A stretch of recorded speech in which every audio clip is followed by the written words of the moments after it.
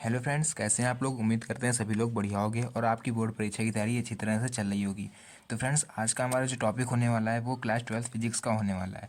आपको यहाँ पर दिख रहा होगा किरचॉफ के नियम के बारे में बताया गया है और यहाँ पर आप लोग को किरचॉफ के जितने दो नियम होते हैं दोनों नियम आप लोग को पूरी अच्छी तरह से समझाए जाएंगे। तो चलिए अपनी वीडियो को हम स्टार्ट करते हैं।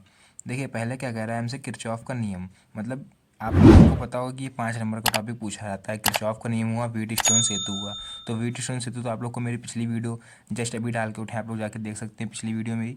यहाँ पर आप लोग किरचॉफ के नियम बताए जा रहे हैं। तो पहले किरचॉफ के यहाँ पर कितने नियम होते हैं, 2 नियम होते हैं। ठीक है, कौन कौन से नियम होते हैं देख लेते हैं। देखिए, यहाँ पर लिखा हुआ है प्रथम नियम। किरचॉफ का पहला नियम जो है वो किसका नियम है, उसको हम लोग बोलते हैं संधि का नियम या फिर धारा का नियम। दो नाम हो सकते हैं, देखिए किसी भी तरह से पूछ सकता है। ठीक है, या तो आपसे पूछ सकता है कि किरचॉफ का धारा संबंधी नियम बताइए, या तो संधि का नियम लिखिए। तो संधि का नियम भी अगर कह रहा है तो वहाँ भी आपको किरचॉफ का नियम ही लिखना है। देख लेते हैं इसकी डिफिनेशन क्या है कि किसी परिपथ में किसी संधि पर मिलने वाली समस्त धाराओं का बीजगणितीय योग शून्य होता है। मतलब किसी परिपथ में, जैसे कि कोई परिपथ बना हुआ है, यहाँ नीचे आपको दिख रहा होगा, ये हमने बना कर रखा है एक परिपथ। किसी संधि पर, मतलब किसी परिपथ में किसी संधि पर। तो देखिए ये परिपथ है पूरा, संधि कहाँ पर है, संधि कौन सा पॉइंट होता है, संधि उसको कहते हैं जहाँ पर सभी पूरा परिपथ आके मिलता है। तो यहाँ पर वो मेरा पूरा परिपथ मिल रहा है, आपको दिख रहा होगा। तो ये जो पॉइंट होगा इसको हम लोग बोलेंगे संधि, मतलब जंक्शन। एक तरह से कि जहाँ पर सभी धाराएं क्या है, मिल रही हैं आके, सभी देखिए लाइन जितनी है सब यहीं पर आके मिल रही हैं। तो ये कॉमन पॉइंट है, जिसको हम लोग यहाँ पर संधि कह रहे हैं। तो क्या कह रहा है कि किसी परिपथ में किसी संधि पर मिलने वाली समस्त धाराओं का, मतलब समस्त जितने भी करंट मिल रहे हैं इन सबका बीजगणितीय योग शून्य हो जाएगा। कैसे हो जाएगा देख लेते हैं, एक छोटा सा डेरिवेशन है। देखिए, ये हमारा मान लीजिए ये यहाँ पर हम लोग खड़े हैं, यहाँ पर हम लोग खड़े हैं। ठीक है, मान लीजिए यहाँ पर इसका नाम दे देते हैं पॉइंट ओ। तो ये ओ पॉइंट पे हम लोग खड़े हैं और ये दूर से कोई हमारी तरफ आ रहा है। तो हमारी तरफ आ रहा है तो उसकी दूरी कम हो रही ना, मतलब हमारी तरफ तेज़ी से बढ़ रहा है तो हमारे पास आ रहा है, पास आ रहा है मतलब प्लस। तो I1 जो है वो आप लोग ऐसे लिख देंगे। ठीक, मतलब यहाँ प्लस, आगे प्लस का साइन लगा हुआ है, कुछ नहीं होता, वहाँ प्लस का साइन लगता है। ऐसे ही यहाँ हम खड़े हुए, मान लीजिए I2 भी, दोनों तो हमारी तरफ आ रहे हैं। तो I1 प्लस लगा देंगे I2। ठीक, प्लस क्यों लग रहा है यहाँ पर आप लोग को पता होगा, क्योंकि ये आर हैं इसकी तरफ।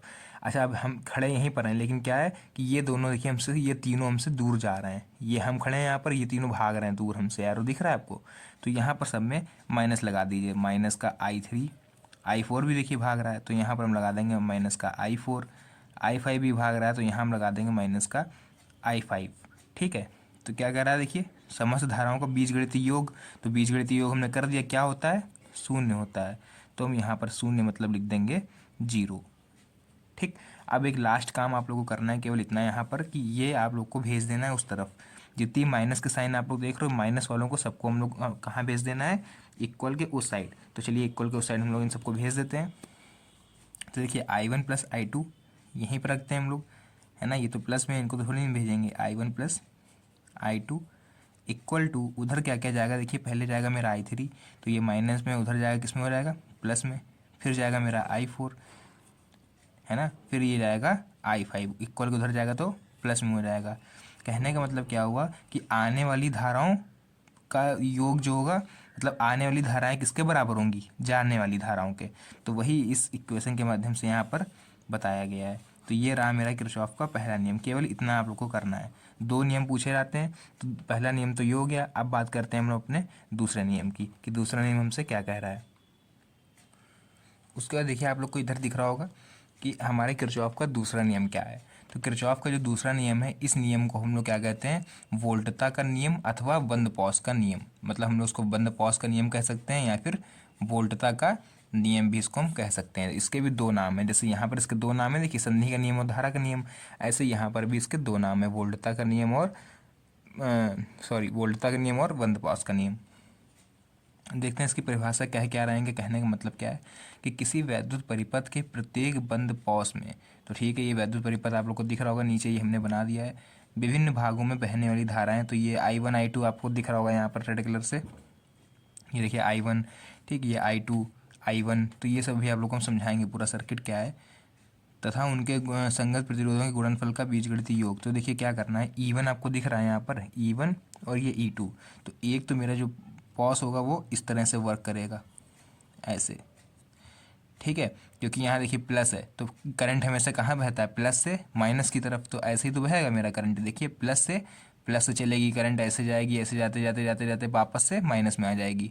ऐसे ये E2 आपको दिख रहा होगा, यहाँ भी करंट कैसे बहेगी, प्लस से माइनस की तरफ। तो इसका भी पॉस मेरा जो बनेगा वो कैसा बनेगा, इस तरह से बनेगा इसका पॉस भी। ये किस चीज़ को इंडिकेट कर रहा है कि मतलब आपको ऐसे जाके घूम के वापस आना है यहीं पर। तो ये सर्किट आप लोगों ने समझ लिया। इसकी इक्वेशन एक बार हम लोग जल्दी से देख लेते हैं। देखिए इक्वेशन क्या कह रही है यहाँ पर।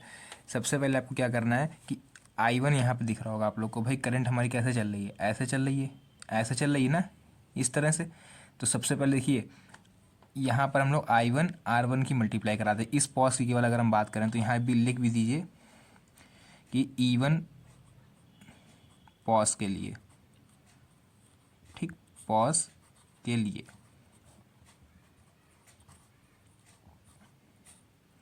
क्या क्या ले रहे हैं हम लोग E1 पॉस में। तो सबसे पहले देखिए I1 R1 की बात करेंगे हम यहाँ पर। तो सबसे पहले मेरा यहाँ पर हो जाएगा I1 R1, ठीक ठीक है। तो I1 R1 हो गया। देखिए अब आप लोग ये मत सोचिएगा कि हमने करंट अभी बताया कि प्लस से यहाँ से ये चल रही है, ठीक है, क्योंकि आप करंट से हमें मतलब ही नहीं है, एक तरह से आप समझिए। हम बात कर रहे हैं इस पॉज की। तो पहले मेरा क्या आ रहा है, R1 आ रहा है ना, R2 तो बाद में आएगा ना, सीरियल वाइज अगर आप देखिए तो R1 पहले आ रहा है, तो R1 हम पहले लेंगे। तो I1 R1 हो गया, ठीक है। तो I1 R1 मतलब इन दोनों की मल्टीप्लाई हो गई। अब फिर हम आगे बढ़ेंगे। अभी E1 को हम लोग छोड़ देते हैं, इसकी बाद में बात करेंगे। फिलहाल अभी हमें किसको देखना है, I और R को। तो I R निपट गया। फिर देखिए आगे हम आए, इधर आए इधर आए। अब क्या हुआ, देखिए ये I2 इसको भी छोड़िए, I1 R1 जहाँ R मिलेगा वहीं आपको रुक जाना है, ठीक है। तो यहाँ क्या है देखिए कि I1 मेरी कहाँ तक आई, केवल यहाँ तक आई I1, यहाँ तक आपको दिख रहा होगा I1 आई। उसके बाद क्या हुआ कि ये दूसरा लूप शुरू हो गया यहाँ से प्लस से माइनस तक। तो इस कंडीशन में यहाँ पर देखिए, जो अगर मान लीजिए इस I1 को हम आगे बढ़ाएं तो ये I1 और I2 दोनों अपोजिट दिशा में आ रही हैं, कि I1 मेरी इधर को जा रही है देखिए, और I2 उधर से आ रही है। तो इस कंडीशन में यहाँ पर माइनस लग जाएगा और I2 के साथ चला जाएगा R2 माइनस I1, या फिर I1 अगर आप लोग को लगाना है तो I1 यहाँ पर लगा सकते हैं, क्योंकि अभी हम लोग बात कर रहे हैं 1 वाले की, ठीक है। तो यहाँ पर हम लोग I1 R2 कर ले रहे हैं, है ना, क्योंकि ये माइनस में हो जाएगा। देखिए करंट ऐसे आ रही है ना मेरी, और वो अपोजिट दिशा में पड़ रही है, इसलिए माइनस पड़ जाएगा। अगर एक ही दिशा में होगी तब हम लोग प्लस लगाते हैं। किसके इक्वल हो जाएगा ये, पहले मेरा क्या पड़ा था E1, तो E1 यहाँ लिख लेंगे हम लोग, ठीक। अब फिर आ गया है हम लोग, तो अपोजिट दिशा में देखिए पड़ रहा है E2। भाई यहाँ से भी अगर ये लाइन आप पूरी देखिए तो यहाँ पर देखिए I1 इधर को है और I2 इधर को है, तो ये भी अपोजिट दिशा में पड़ रहा है, तो इसको भी हम लोग लिख लेंगे माइनस का E2, ठीक। अब देख लेते हैं हम लोग पॉस 2 के लिए। तो देखिए यहाँ पर हम लोग बच्चों लिख लेते हैं E2 पॉस के लिए, ठीक, E2 पॉस के लिए। तो देखिए E2 पॉस में क्या होगा, हम E2 पॉस मतलब ये दूसरे पॉस की हम लोग बात कर रहे हैं। तो यहाँ भी करंट कैसे बहेगी, प्लस से माइनस की तरफ। तो प्लस से चलना चालू हुई करंट, कहाँ आई पहले मेरी R3। तो मतलब यहाँ से अगर हम I2 मानने चल रही है यहाँ से मेरी प्लस से, तो यहाँ पर I2 बह रही है, यहाँ भी I2 मेरी बह रही है ना, और ये ऊपर भी जा रही है I2। तो ये I2 मेरी आई किससे टकराई, पहले R3 से। तो यहाँ हम लोग सबसे पहले लिख लेंगे I2 R3, ठीक है। फिर देखिए फिर ये आगे चली, फिर ये किससे टकराएगी, अब सॉरी एक सेकंड, यहाँ पर हम लोग 2 पहले लेंगे। जैसे यहाँ हम लोगों ने 1 पहले लिया था, R1 पहले लिया था हम लोगों ने, देखिए यहाँ पर R2 बाद में लिया था ना, तो सीरियल वाइज से पहले 2 आना चाहिए। तो उस हिसाब से पहले मेरा क्या आएगा, I2 R2, ठीक है। इसी दिशा में देखिए अभी फिर क्या है, नीचे आए, नीचे आए हम लोग, ये भी देखिए सिंपल दिशा में जा रही है, इसमें कोई अपोजिट करंट आ रही है। जैसे देखिए यहाँ पर I2 आ रही थी पहले पॉज की अगर हम बात करें, यहाँ पे कोई अपोजिट करंट नहीं आ रही है, I2 ही चल रही है। तो इसको हम लोग यहाँ पर प्लस ये लगा रहे हैं देंगे, और इक्वल टू क्या हो जाएगा मेरा, इधर आइए अगर आप, तो यहाँ पर आपको E2, बस इतना आप लोग को यहाँ पर करना है, ठीक है। इतना करने पर आप लोग को पूरे 5 नंबर मिल जाएंगे। तो ये मेरा कह रहा है किरचॉफ का दूसरा नियम ये है और किरचॉफ का पहला नियम ये है। इसके बाद भी बहुत चीज़ें होती हैं, जैसे यहाँ पर I3 करंट ली जाती है, तो उसको हम लोग I1 प्लस I2 के इक्वल में रखते हैं। तो फिलहाल उसकी यहाँ पर ज़रूरत नहीं है, आप लोग इतना लिख दोगे यहाँ पर, पूरी इक्वेशन जो यहाँ पर दिख रही है आप लोग को, तो इतने में ही आप लोग को 5 नंबर जो होंगे वो आप लोग को मिल जाएंगे। तो इसको हम ज़रा ब्रैकेट में कर देते हैं ताकि आप लोग को साफ दिखे। और तो तो ये जो दो मेन इक्वेशन है ये आप लोग को एग्ज़ाम में लिखनी है आके, ठीक है। ये देखिए,